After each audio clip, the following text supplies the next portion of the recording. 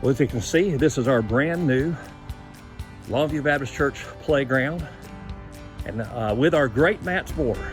I have to admit that this is one of the latter things we thought about, but it turned out to be one of the best things we have done. They're not only were they easy to lay down, took a few days for just a couple of us, but they're just so soft with the rubber. We know it's going to be very safe for the kids. They're not slippery whatsoever, which that helps because we get a good bit of rain here in Louisiana at times like that. They don't hold heat, so when the kids run around barefoot, they're going to have a wonderful time. And the final thing is they just look really cool. We went this green and tan pattern, which matches some of our existing playground equipment. And we really couldn't be any more thrilled with what we have. Like I said, it went down pretty easily. And for the cost, it was a great value. We'd highly encourage every playground to consider having Greatmats flooring.